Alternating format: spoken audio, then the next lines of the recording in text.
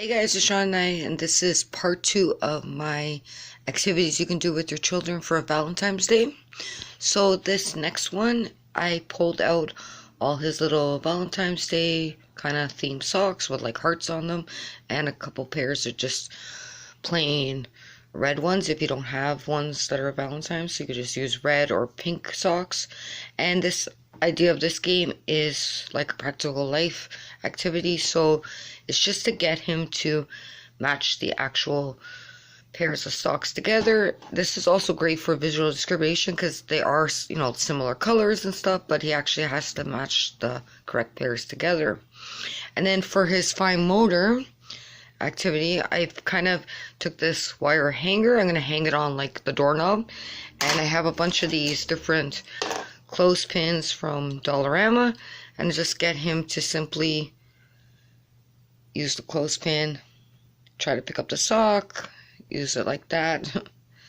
I'm sorry, I'm not left-handed, but anyways, just to get him to pin the actual sock onto this little clothes hanger and make like all his pairs on like a little line. You could also do that on a clothing wash line if you have one at your house. So that's another activity I have for him. This is kind of another fine motor activity. These you can either make yourself. These ones I happen to pick up at the Dollarama. There's these just little foam cutouts of hearts, and I pulled out the same color kind of pipe cleaners. I had these ones that are a little fuzzy here, and so the idea of this one is to get him to lace it through, which I don't know if I can do by holding the camera and showing you, but I'll just show you quickly what I mean.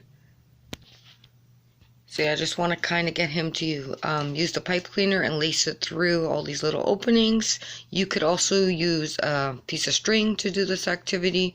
Just great for fine motor. Also, we could talk about red, white, and pink hearts. So again, going over his colors. So that's a fun one. Also for fine motor, I have this one. This is, you might have one of these yourself, like an actual geoboard. This is a geoboard that I created just with a simple piece of wood.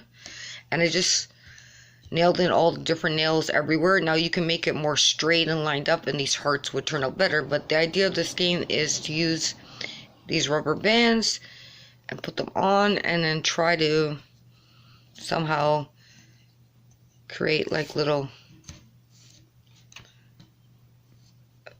let's see, like little heart shapes. I'm trying to find one that would kind of make a heart shape, but anyways, there's kind of an off heart, but he did these other two pink hearts with me earlier, so those are his little hearts.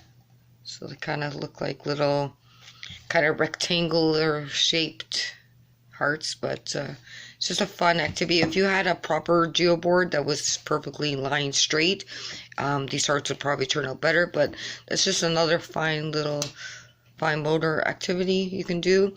Also, if you had string, you could try to wrap the strings around to make them look like hearts. So I just thought I'd share that with you. Up next, I haven't opened this yet because he's too young for this game, but I got it for more from when my niece comes over. This was from Dollarama. It was $2. It's a little bingo game, so it has the cards in here. I'll open them up and show you the cards, and it has the little markers there, little heart-shaped markers. So I'll show you what the bingo cards look like. So these are your little bingo markers. You can punch these out. You can use anything to mark off your cards, but these are just what you would use to mark off your cards. This is the callers card, so these are things you'd be calling out. So basically, you would call out a purple squirrel or a blue bird, and then the child would mark it on the bingo card. So it's just a fun activity, and you get a lot of cards for multiple children can play this game, so that's great for like a classroom. Or if you have multiple children, this is just a fun game to play with them. Also for my son, because he's a little bit younger, I was thinking of using that dice I showed you in part 1, just rolling the dice and getting him to count off different spots with these little markers. So if you rolled the dice on a 5, he would count 5 spots, so 1, 2, 3, 4, 5. Then again, these are good for language. I can say, where's the owl? Because he's, only 2. So I can say, where's the dog? Where's the pink heart with stripes? Just to develop his language skills. So those are a great package of bingo cards for only $2. So next is some, like, again, art little activity or drawing activity. So this is my son's boogie board.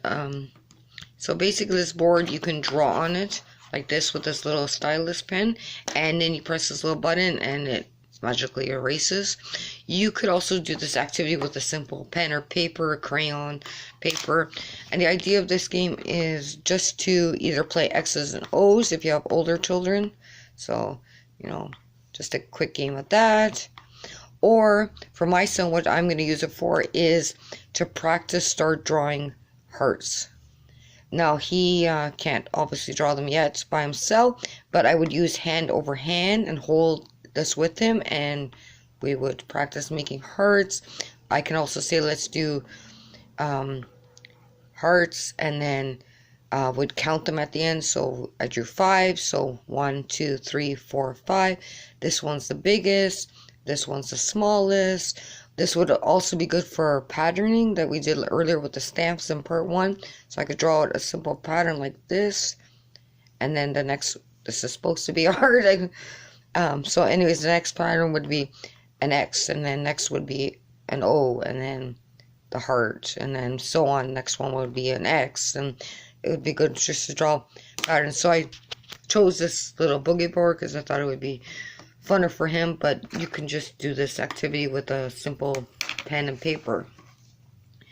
And then for art, I was going through his coloring books. He didn't have anything really that was Valentine's themed. One thing I found was this one. It was in a kind of like a princess coloring book, so it's kind of just a romantic scene of a prince and a princess dancing. So I thought it'd be fun that he could just color this any way he wants. He could stick his stickers on here, so I thought that would be fun.